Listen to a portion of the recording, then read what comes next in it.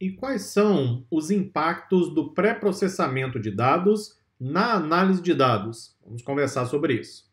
Imagine uma tabela com os seguintes dados. Eu tenho o paciente, ABC, eu tenho a idade de cada paciente e eu tenho o peso.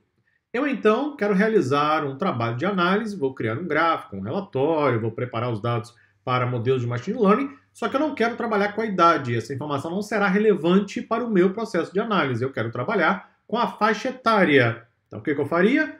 Aplicaria alguma técnica de conversão na variável idade e substituiria essa informação pela faixa etária. Até aqui, nenhum problema, né? Já fizemos isso, inclusive em vários projetos aqui mesmo no curso. Pois bem, a pergunta agora é a seguinte: eu modifiquei os dados ou eu modifiquei a informação? Você sabe, claro, a diferença entre dados e informação, não é? Você acompanhou o curso gratuito Introdução à Ciência de Dados aqui na DSA. Pois bem, eu modifiquei dados ou eu modifiquei informação? Eu modifiquei os dados, certo? A informação continua a mesma. Eu continuo tendo a informação sobre a idade de cada paciente. Só que os dados foram alterados. Ao invés de ter a idade individual, eu tenho a idade representada por faixa etária. Modifiquei os dados, porém mantive a informação. Exatamente aí que está o desafio do seu trabalho em pré-processamento de dados. O seu pré-processamento vai modificar os dados, e isso é normal, isso é esperado. O cuidado que devemos ter é de não modificar a informação que os dados estão representando. Isso é o pré-processamento na sua essência. Ou seja, eu aplico inúmeras técnicas de pré-processamento, modifico os dados, mas eu não posso perder a informação. Se eu alterar a informação, aí eu estou causando um impacto negativo nos dados e, consequentemente, no meu processo de análise.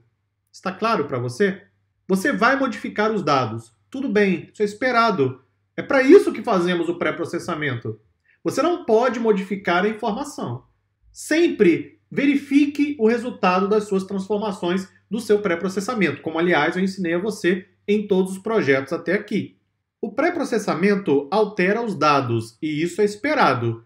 Toda e qualquer transformação gera mudança nos dados. Nosso desafio é realizar essas mudanças causando o menor impacto possível na informação representada nos dados. Pode ser que a informação venha a ser modificada levemente? Sim, pode ser. Tem outra alternativa? Se eu tiver, eu aplico. Se não tiver, paciência. Eu preciso fazer a alteração necessária para seguir com o processo de análise. Se por acaso você estiver alterando demais a informação, então volte e reveja todo o seu processo de pré-processamento dos dados. Pode ser que você não tenha compreendido bem o problema de negócio, pode ser que você não tenha compreendido bem os dados, pode ser que você não esteja aplicando as técnicas corretas de acordo com aquilo que os dados requerem, e assim por diante. Recentemente, eu estava lendo uma matéria muito interessante sobre o uso de reconhecimento facial em vários aeroportos dos Estados Unidos. Ou seja, a expectativa, a ideia, daqui a algum tempo, a ideia é abolir o uso de passaporte. A pessoa chega, por exemplo, lá no guichê para poder pegar um voo, ela vai colocar o rosto em uma câmera, de frente para uma câmera, que vai ler toda a face, vai coletar as informações de um banco de dados e vai ou não liberar a pessoa para pegar o voo. Isso já está em uso, inclusive, em aeroportos dos Estados Unidos. Só que o sistema de reconhecimento facial ele estava gerando falso positivo, ou seja, problemas eventuais, para pessoas com a pele mais escura, pessoas negras, pardas, etc. Por quê? Porque o sistema de reconhecimento facial foi totalmente preparado com dados somente de pessoas brancas, na sua maioria. Resultado, aquela aplicação de machine learning estava, na verdade, causando problemas. Eles fizeram pré-processamento nas imagens, mas não consideraram que eu deveria usar outros tipos de dados, diversificar os dados que deveriam ser usados para o modelo. Ou seja, eles alteraram a informação. Em termos de dados, estava correto. Estava usando dados de imagens, ponto final, resolvido. É assim que fazemos visão computacional. Só que a informação estava incompleta, porque eles não tomaram cuidado de usar fotos de maneira diversificada, imagens de pessoas de maneira mais diversificada. O sistema, inclusive, foi tirado do ar em um dos aeroportos para que pudesse ser corrigido, e aí está aí, batalha judicial, etc., vai ver se vai continuar usando ou não aquele sistema e assim por diante. Ou seja, você não pode deixar que o pré-processamento impacte de forma negativa a informação. Ou pior ainda, que a informação fique incompleta, como o exemplo que eu acabei de citar. Se você perceber isso, e lembre-se, seu trabalho é de análise, não é ficar criando código Python. Seu trabalho é de analista. Se você detectar esse tipo de problema, volte e corrija. Não leve sua análise adiante, não leve sua aplicação analítica adiante. Caso contrário, você terá muitos problemas lá na frente e será questionado. Por que você não tomou mais cuidado na hora de fazer a transformação?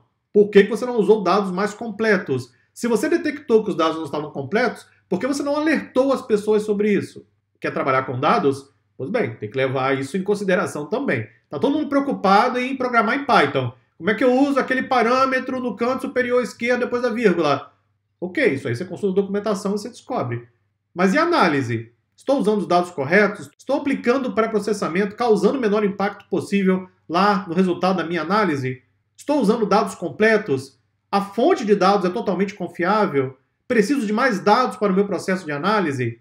São perguntas que você tem que fazer o tempo inteiro em todos os projetos. E eu fiz essas perguntas, eu pratiquei isso com você a cada projeto aqui durante o curso e praticaremos de novo, inclusive aqui mesmo, no projeto 9, daqui a pouquinho. Muito obrigado e até a próxima aula.